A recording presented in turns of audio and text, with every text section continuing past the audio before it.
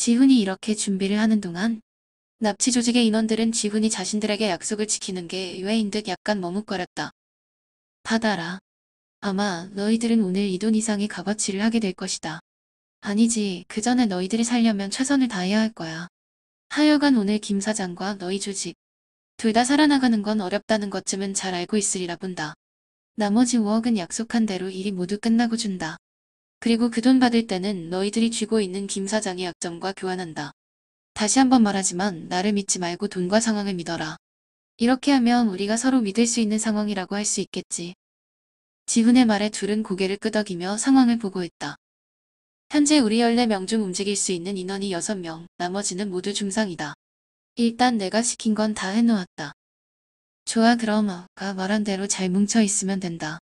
이쪽이 몇 명인지를 김 사장 패거리가 모른다는 게 유일한 강점이니까 말이야. 그때 망을 보고 있던 졸개 하나가 들어오면서 말한다. 형님 보고 있습니다. 전부 몇 명 정도냐? 어두운데 라이트도 끄고 와서 정확히 모르겠습니다.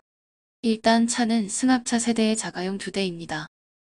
그 얘기를 듣고 지훈이 물었다. 니들이 아는 패거리인가? 아마 평소 김 사장이 건설 쪽 할 때 용역 역할하던 패거리들 같다. 인원이 대략 30명 가까이 되는데 아마 특별한 일 없으면 다 데려왔을 거다. 그쪽들 실력은 어떻지? 전국 구급에 실력자가 있다던가 총기류를 쓴다던가 하는 뭐 그런 거.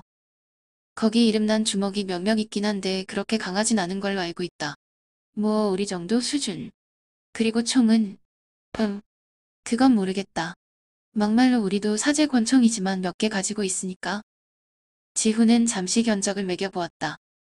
아마도 저 김 사장이 수지와 함께 이쪽 조직을 만만히 본 것 같다는 생각이다. 만반의 준비를 하고 오지 않았다는 사실에 안도의 한숨을 내쉰다. 그나마 다행이네. 좋아, 해보자고. 그리고 일이 잘 끝나면 오늘 죽거나 크게 다친 인원들에게도 1억 원씩 지급하겠다. 그들은 잠시 말이 없다가 이내 두목이 대답한다. 이런 말 하기는 민망하지만 고맙다. 어찌됐든 간에 오늘 우리도 살아남기 위해 최선을 다하겠다. 그러길 바란다. 김상우 사장은 오늘 심기가 매우 불편했다. 그도 이렇게까지 할 생각은 없었다. 지금은 비록 회사의 경영권을 두고 다투는 사이가 되었지만 한때 수지의 엄마 최은지와 연인 사이이기도 했던 김상우 사장. 그러나 정작 결혼이라는 핑계로 가문을 집안을 버릴 수 없다며 김 사장 자신을 버리고 떠난 그녀. 그리고 몇 년 뒤 이혼하고 다시 회사로 돌아왔을 때도 그는 묵묵히 그녀가 마음을 열 때까지 기다렸다. 회사의 온갖 어려운 일을 처리하면서 그는 회사를 지켰다. 수호그룹을 노리는 외부의 온갖 세력들을 때로는 돈으로, 때로는 힘으로 누르며 최은지 회장의 옆을 떠나지 않았다. 그러나 어느 순간 알게 되었다. 최은지, 그녀가 만났던 남자가 자신 하나만이 아니었음을. 여러 남자를 손에 쥐고 흔들며 살던 그녀. 단지 자신의 집안보다 더 큰 권력의 집안에서 힘을 못 쥐었을 뿐인 그녀의 삶. 그러나 자신에게 하는 그녀의 말들을 믿었다. 다른 남자에게도 했을 그 온갖 감언이설들을 참고 믿으며 그는 그녀의 마음이 돌아오기를 기다리고 또 기다렸다. 그 세월이 몇십 년이던가? 그런데 몇 달 전 50대 초반의 최은지 회장은 돌연 열몇 살이나 아래인 남자와 결혼을 전제로 만나고 있다고 대내외에 발표했다. 김 사장은 황당했지만 먼저 어느 집안의 남자인지 확인했다. 그런데 정치계 쪽의 집안이긴 했으나 시인인지 소설가인지 직업도 불분명한 남자라고 한다. 최은지 회장에게 따져 묻는 김 사장. 그러나 그 남자는 우리와 다르게 선량하고 꿈이 있어 멋있다는 그녀의 말에 처음으로 눈물을 흘렸다. 그리고 마음속에서 그녀를 떠나보냈다. 이 회사를 위해 그리고 그녀를 위해 결혼도 하지 않고 40여 년을 머슴처럼 지낸 자신의 삶이 억울했다. 집안이 가난했던 김상호 사장. 어려서부터 최은지의 아버지인 선대 회장에게 픽업되어 오로지 최은지를 보살피기 위한 그림자로 키워졌다. 한때는 그것도 고마웠었다. 감지덕지였었다. 그래서 회사에서 부르자 원래 청운의 꿈이었던 검사 생활도 얼마 하지 않고 물러난 그였다. 그러나 사람의 마음이 어디 그렇던가. 곧 그는 매일 보는 사이인 최은지에게 마음을 품게 되었고 그날 이후로 학교를 졸업하고 회사에 입사하여 오늘에 이르기까지 변하지 않았다. 수호그룹 내에서 최은지의 경영권에 도전하는 경쟁자와 선대의 임원들을 가차없이 쳐내는데 김 사장의 손이 닿지 않은 곳이 없었다. 그들도 그냥 죽을 사람들이 아니다. 산전수전 겪은 사람들이었다. 회사에 온갖 비리를 쥐고 최은지와 김상호를 위협했다. 그들을 제거하기 위해 김 사장은 피를 보는 것을 두려워하지 않았다. 내부뿐만이 아니다.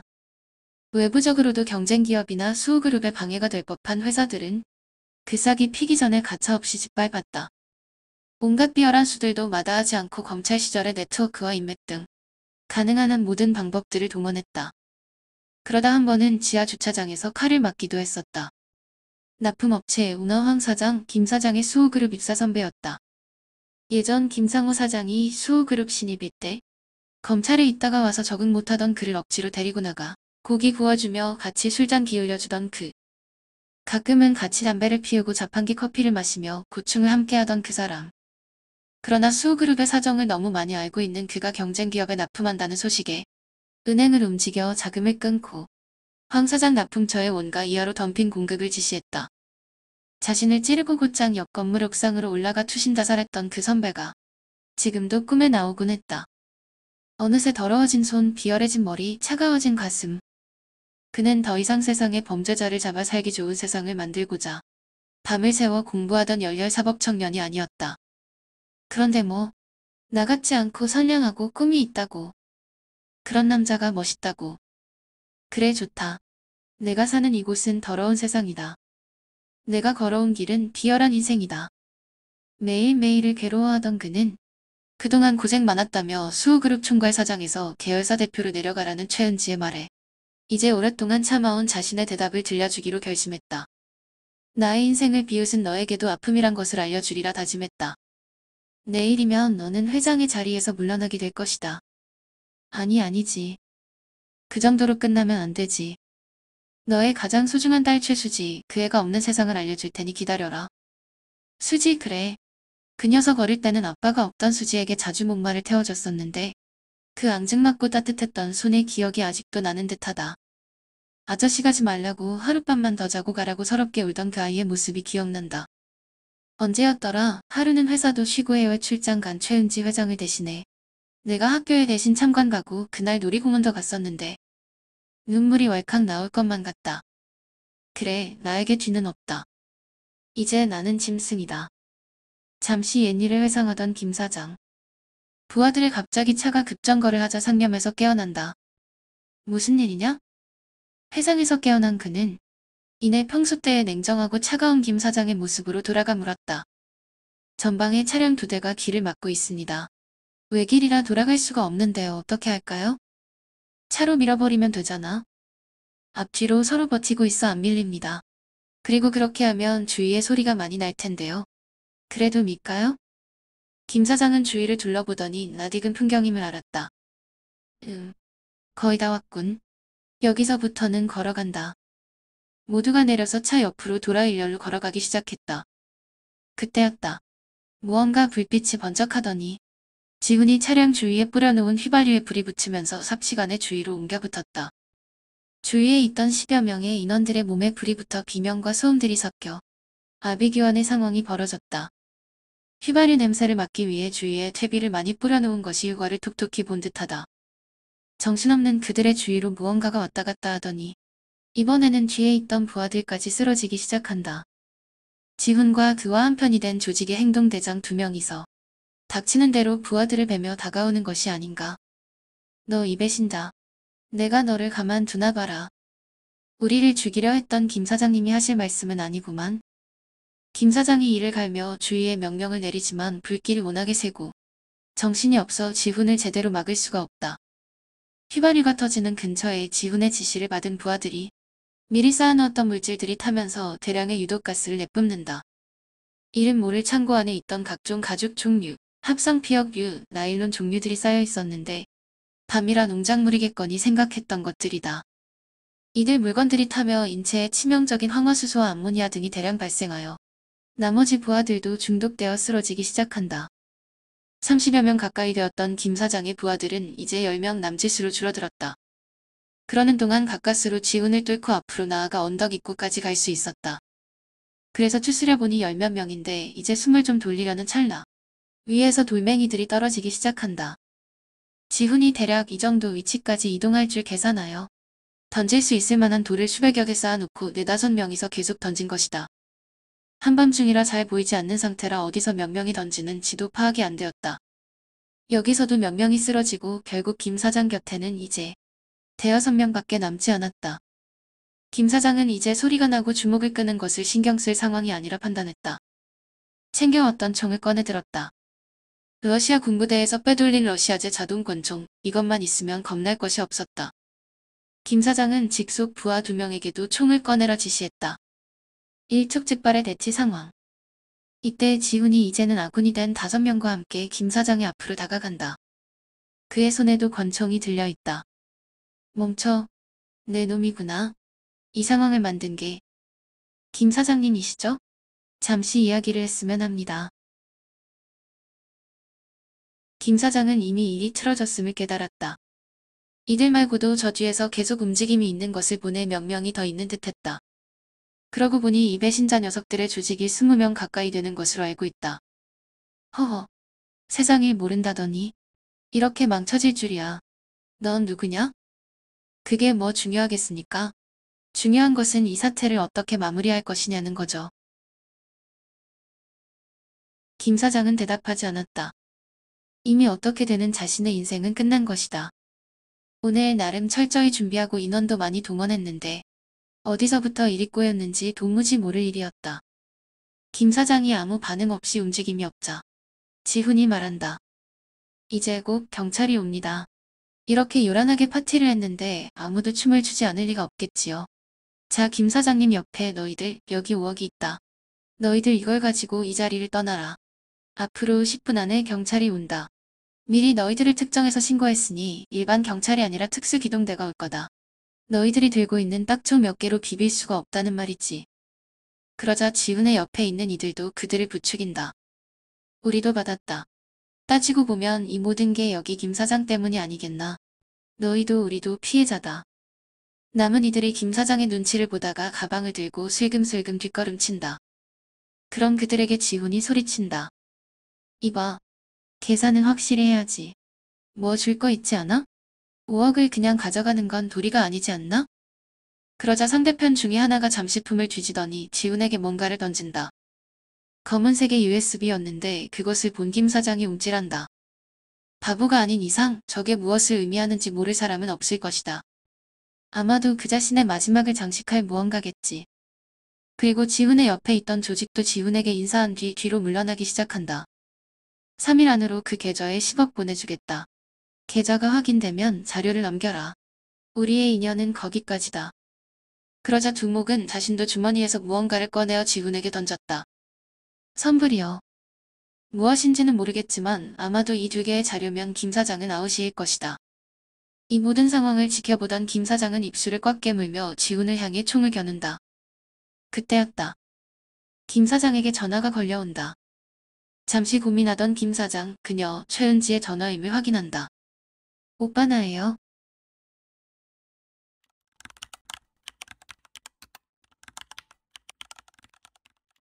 최은지 회장이 거듭 불러도 김상우 사장은 대답하지 않았다. 한참을 아무런 말이 없던 그는 이내 무언가 결심한 듯 전화기에 대고 말했다. 말해라. 듣고 있다. 오빠, 오빠가 정말 우리 수지를 죽이라고 시켰어요? 정말이에요. 그래, 내가 시켰다. 어떻게 그럴 수가 있어요. 우리가 오빠한테 어떻게 대했는데 어쩜 그런 무서운 짓을. 우리는 가족이잖아요. 잠시 착잡해하던 김상우 사장은 이내 원래의 무섭고 냉정한 모습으로 말한다. 어떻게 대했냐니? 너는 그리고 네 애비는 나를 머슴으로 여겼다. 돈 좀 주면 시키는 대로 다 하는 노예로 취급했다. 내가 어떻게 그런 짓을 했냐고? 네 애비가 평생 한 짓을 봐라. 선대 회장. 그 사람은 인간이 아니었다. 너도 잘 알고 있을 텐데. 김 사장은 잠시 허공을 바라보며 한숨을 쉬더니 다시 말을 이었다. 그리고 내 입장에서는 가장 못되고 잔인한 사람이 바로 너 최은지다. 젊은 시절에 내가 너를 마음에 두고 있다는 걸 알면서도 너는 즐기면서 나를 갖고 놀았어. 남자들이랑 놀아나다가 귀찮아지면 갈아치우던 너. 좀 귀찮게 나오는 놈들을 교묘하게 나를 부추겨 처리하곤 했었지. 뭐라 그랬지? 결국 나밖에 없다고. 내가 오빠 아니면 누구한테 가겠냐고. 하하, 그래. 내가 한심한 놈이었다. 이혼하고 수지를 데리고 돌아와서도 너는 그룹을 지킨다는 미명하에 온갖 더러운 짓거리들을 나에게 시켰다. 네 애비랑 똑같은 짓을. 아니지. 그래도 선대 회장은 최소한의 밥줄은 남겨줬었다. 너는 사람을 끝까지 몰아붙여서 결국 자살에 이르게 했지. 너는 짐승 같은 인간이다. 너는. 김 사장이 분노에 찬 비명을 질렀지만 최은지 회장은 전혀 동요 없이 나지막이 얘기한다. 오빠, 우리는 다르잖아요. 뭐? 뭐가 다른데? 오빠, 왜 이래요? 오빠가 어떻게 나랑 이어질 수 있어요? 오빠가 나를 좋아했던 거는 어쩔 수 없어요. 그건 오빠의 감정이니까. 그것까지 내가 뭐라고 할 순 없겠죠. 우리 아빠가 예전에 여러 번 말했던 거로 아는데 오빠가 이뤄질 수 없는 꿈을 꿔서 우리 모두 불행하게 됐잖아요. 나랑 결혼해서 이 회사를 오빠가 가져가려는 그런 어림없는 생각을 결국 버리지 못했군요. 김 사장이 어이없어하며 대답한다. 나는 이런 회사 같은 건 필요 없었어. 나도 먹고 살 정도는 있단 말이다. 나는 그냥 너만 오면 되었다고. 아니, 그러면 선대 회장과 너는 왜 검사로 일 잘하고 있던 나를 검사장을 통해 내 앞길을 막으면서까지 나를 끌어들였단 말이다. 오빠, 우리 집 밥을 먹었으면 밥값을 해야지. 우리 아버지와 이 회사가 아니었으면 오빠가 어떻게 지금의 생활을 누리고 살았겠어요? 송충이가 솔잎을 먹어야지. 왜 룰을 안 지켜요? 이거 너무한 거 아니에요? 아니지. 뭐 그런 건 좋아요. 내가 상대 안 하면 그만이니까. 하지만 수지를 건드린 건 그냥은 못 넘어가지. 아주 바닥을 보여주는구나. 좋다. 내가 이렇게 나오니 나도 미련 없이 마무리할 수 있어 다행이다. 끝장을 보자. 기다리고 있어라. 그 말을 끝으로 김 사장은 전화를 끊었다. 그러자 잠시 후 지훈에게 전화가 걸려왔다. 최은지예요. 내용은 들었죠? 대략은요. 뒤 책임은 내가 집니다. 김상호 사장 처리하세요. 그 말에 지훈은 대답할 수가 없었다. 아무런 대답이 없자 최은지가 다시 재촉한다. 강지훈 씨, 내 말 들었어요. 처리라고 하시면 죽이라는 말인가요? 글쎄 그건 강지훈 씨가 알아서 마무리해야 하지 않을까? 지훈은 대답 대신 전화를 끊었다. 더 이상 듣고 있을 수가 없을 지경이었다. 한밤중에 산중이라 본의 아니게 최은지와 김 사장의 대화 내용을 다 들어버렸다. 누가 진짜 나쁜 인간인지 혼란의 연속이다. 지훈은 우선 충격으로 넋이 빠진 듯한 김 사장 근처로 조용히 다가가 그의 팔을 제압하고 총을 빼앗았다. 그리고 김 사장에게 담뱃불을 붙여 건넸다. 잠시 지훈을 쳐다보던 김 사장이 받아 길게 들이켜기 시작한다. 후. 긴 담배 연기가 뿜어지기를 몇 차례 김 사장이 말한다. 이제 어떻게 할 생각인가? 글쎄요. 어떻게 할까요? 뭐가 어떻게 되든 이대로 아무 일 없었던 듯이 끝낼 수는 없지 않겠습니까? 최은지 회장과의 일이야 관여할 바는 아니지만 그 딸인 최수지 전무를 납치고 죽이고 안매장. 이것만은 사실이니까 말이죠. 그리고 관련돼 있는 분들의 여러 가지 정황상 정상적인 사법 절차를 밟지도 못할 테니까. 이건 뭐 달리 방법이 없군요. 누군가는 책임을 져야겠지요. 김 사장이 지훈을 노려보며 말한다. 그래 좋아. 패자는 말이 없는 법이지. 내 스스로 마무리해주겠네. 역시 남자시군요. 그럼 이렇게 하시죠. 제가 사장님의 뒤에서 총을 겨누고 있겠습니다. 노파심에서 미리 말씀드리지만 저는 특수부대 저격수 출신입니다. 이 정도 거리에서 표적을 놓치는 일은 절대로 없습니다. 이 점 참고하시고요. 그래서? 사장님의 총을 한 발만 넣어놓고 드릴 테니 머리에 대고 직접 당기세요. 이게 서로 깔끔하고 좋지 않겠습니까? 구질구질하지 않고 사나이답게. 김 사장은 잠시 움찔했지만 이내 마음을 결심한 듯 말했다. 크크크. 좋다. 내 스스로 정리할 수 있다니 이것도 나름 배려겠지. 좋아. 내 말대로 하지. 그러자 지훈은 곧 김 사장의 뒤로 가서 그의 총을 주운 뒤 총과 탄창을 확인했다. 좋은 총을 구하셨군요. 이거 러시아제 뿌야네요. 저도 예전에 몇 번 써봤죠. 어디 보자. 10발이 들어있군요. 하나, 둘, 셋, 아홉, 10 빼고. 지훈은 김 사장 바로 앞에 9발의 총알을 빼서 보여준 뒤 틀어뜨리고 총을 그의 손에 쥐어주었다. 그러고 지훈은 김 사장의 관자놀이를 손가락으로 찌르며 말했다. 자, 한 발 넣어놨으니 잘 쏘시고요. 실패하면 고통만 커집니다. 김 사장은 그런 지훈을 매섭게 노려보다가 이내 체념한 대총을 자신의 머리에 가져다 대었다. 부모도 처자식도 없는 그였기에 아쉬울 것 없는 인생이었다. 언제 어디서 죽어도 그만이라 생각해왔지만 죽는 것은 확실히 무서운 일이다. 죽는다고 생각하니 온몸이 부들부들 떨려오고 경련이 일어나는 것만 같다. 마지막이라고 생각되는 순간 앞에 있는 지훈의 목소리가 들려온다. 당신의 마지막 모습을 보는 게 저이기에 한 가지 물어보고자 합니다. 지금 당신이 죽은 뒤에 유해는 어떻게 하는 게 좋을지요? 생각지 못한 질문에 김 사장은 문득 눈물이 솟구치는 것을 느꼈다. 정말 이렇게 죽는 것인가 하는 생각이 들어 당장이라도 이 자리를 떠나 도망가고 싶은 마음뿐이다. 그러나 지금 눈앞에 있는 녀석은 누군지는 모르겠지만 오늘 술명의 목숨을 거두간 살인 피의자 전문가가 틀림없다. 이놈이 뒤에서 총구를 겨누고 있는 이 상황에서 달아나기도 힘들 뿐더러 그렇게 살아난다고 한들 저 최은지가 이제 서로 막장까지 다간 상황에 자신을 그냥 놔두지 않을 것이 분명했다. 그리고 그 이전에 자신은 오늘 서로 목숨을 두고 벌인 승부에서 졌다. 그것만은 분명한 사실. 이렇게 가는 것이 옳은 것인지는 모르겠지만 적어도 구차하게 사는 것보다는 깔끔함이 분명하다.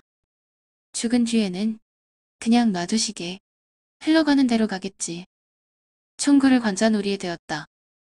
너무나 차디찬 느낌. 이제 잠시 뒤면 자신은 이 세상에 없는 것이다. 아까보다 더욱 강한 죽음과 소멸의 공포가 온몸을 휩쓸고 지나갔다. 그렇게 생각하니 최은지고 사장이고 검사고 돈이고 다 부질없음을 느낀다. 아니 그 정도가 아니라 다시는 보고 싶지 않을 정도로 혐오스러운 존재들임을 깨달았다. 한 세상 태어나 즐겁게 놀다 가면 되는 것을. 이 간단한 이치를 죽음의 순간에야 깨닫게 되다니. 허허허. 내가 도대체 무슨 짓을 한 거지? 그의 허탈한 웃음이 산중에 울려 퍼진다. 그리고 마지막 순간 지훈에게 말했다. 수지에게 미안했다고 전해주게. 납치하라는 명령을 내리기는 했지만 나는 곧 후회했다네. 그래서 어차피 이 조직을 처리해야 하니 내가 직접 온 거였다네. 하기사 뭐 이제는 다 의미 없는 내용이겠지만. 말을 마친 김 사장은 숨을 한번 크게 몰아쉬고 방아쇠를 당겼다. 김 사장은 쇼크로 잠시 기절했다가 겨우 정신을 차리기 시작했다. 그의 앞에는 아까 그 녀석이 자신을 바라보고 있다. 어떻게 된 거지? 난 죽은 건가? 계속 비몽사몽간의 주의를 파악하기가 어렵다. 김 사장님? 아니, 김상우 씨. 지훈이 김 사장을 세차게 흔들며 정신을 차리게 한다. 김 사장은 잠시 어리둥절해 있다가 이내 자신이 총에 맞은 것이 아님을 깨닫고 당황하여 일어섰다. 이게 어떻게 된 건가? 하하. 아니 내가 무슨 살인마, 킬러인가요? 그렇게 사람을 죽이게요? 아니, 아까 분명히 총알이 남아있었는데. 지훈이 주머니에서 총알 한 개를 꺼내 보여주며 말했다. 김 사장님 같은 아마추어 몰래 총알 하나 숨기는 게 뭐 그리 어렵겠습니까? 후 그랬군 그랬어. 이거 참. 내가 오늘 온갖 추태를 다 부렸구만. 김 사장님. 이제 어떻게 할 생각이십니까? 지훈은 아까 김 사장이 자신에게 한 질문을 그대로 다시 했다. 김 사장님이 아직도 복수라던가 뭐 그런 걸 생각하신다면 저도 이제는 어쩔 수 없습니다. 김 사장이 고개를 저으며 말한다. 아니, 아니야. 내가 뭐에 씌었었던 모양일세. 그런 걸 주마등이라고 하던가. 그 짧은 찰나에 내가 지금까지 헛살았다는 걸 깨달았다네. 잘못 살았어. 그리고 그 이유가 저 최씨 집안이 아니라 다 내 부질없는 욕심 때문이었다는 걸. 허허. 이 간단할 걸 지금에서야 깨닫다니. 내 스스로가 한심해서 참을 수가 없을 지경이네. 죽음 앞에서는 모두가 무의미한 거라는 것을 이제는 알았다네. 지훈이 살짝 웃으며 대답한다. 외국에서 용병 생활을 했었습니다. 그때 적에게 포로가 되었던 적이 있었지요. 저 역시 그때 제가 그때까지 느꼈었던 모든 감정들이 다 의미 없다는 것을 알았습니다. 그 경험과 기억들이 가치가 없다는 것이 아니라 세상 모든 것은 생각하기 나름이라는 것을 말입니다. 원효대사 해골물이 깊은 동굴 속에만 있으리란 법은 없겠지요. 허허. 그래서 나에게도 그 깨달음을 주셨다? 아닙니다. 솔직히 원래는 김 사장님을 어떻게든 해결해야 하는 상황이었습니다. 그러나 아까 최은지 회장과의 통화 내용을 들으면서 일방적인 가해자와 피해자는 없다는 생각을 해봤습니다. 김 사장은 잠시 생각을 정리해 보았다. 지금 눈앞에 이 녀석은 어떻게든 나에게 살라고 하고 있는 것이다. 그런데 생각해보니 만약 이 자리에서 살아난다고 해도 갈 곳도 할 일도 없었다. 그러자 지훈이 말한다. 수호그룹 총괄 사장까지 하셨으니까요. 해외나 기타 몰래 숨겨놓은 돈이 좀 있으시지요. 그래서? 내놔라 이 말인가? 저를 모르시는군요. 이번에 대한 건설 신임사장으로 온 강지훈이라고 합니다. 그러고 보니 인사가 늦었네요. 그럴 타이밍도 없었지만. 그리고 제가 최근 돈을 좀 벌었습니다. 김 사장님 돈은 없어도 될 듯하군요. 아, 자네가. 그러고 보니 요즘 제게의 핫 이슈인 남자가 바로 이 녀석이었단 말인가. 단도직입적으로 말씀드리겠습니다. 이대로 한국을 떠나십시오. 원하시는 곳을 말씀하시면 제가 준비하겠습니다.